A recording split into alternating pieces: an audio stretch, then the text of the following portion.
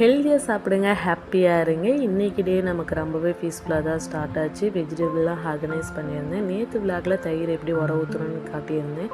இங்கே பாருங்கள் எவ்வளோ சூப்பரான கெட்டி தயிர் ரெடி. ருத்விக்கு கேரட் அண்ட் எக்கு கலந்த ரைஸ் தான். சிப்ஸ் அண்டு பீனட் கொஞ்சம் ஸ்நாக்ஸுக்கு எடுத்துக்கிட்டான். சைனை தூங்க வச்சுட்டு மாவு போட்டுட்டு நானும் தலையோடு குளிச்சுட்டு வந்துட்டேன். கிச்சனுக்குள்ளே போய் பார்த்தா தான் அரிசி ஆட்டுற வேலை இருந்துச்சு. ஸோ அரிசி கல்லில் போட்டுட்டு ரொம்ப பசியாக இருந்துச்சு. அப்போ தான் யோசிச்சு நான் மார்னிங் சாப்பிடவே இல்லை, மறந்துட்டேன். சாப்பிட்டு அரிசி தோண்டி எடுக்கிறதுக்குள்ளே ருத்விக் ஸ்கூல்லேருந்து வந்துட்டான். வந்ததுலேருந்து ஒரே அலப்பறை, எனக்கு ராகி லட்டு வேணும் அப்படின்ட்டு. ரொம்ப டயர்டாக இருக்குது தம்பி, கொஞ்ச நேரம் ரெஸ்ட் எடுத்து செஞ்சு தரேன் அப்படின்னா, இல்லை எனக்கு இப்போவே தான் வேணும்னு சொல்லி சேர் போட்டு ஸ்டவ்கிட்ட ஏறி நின்றுட்டான் அவனே.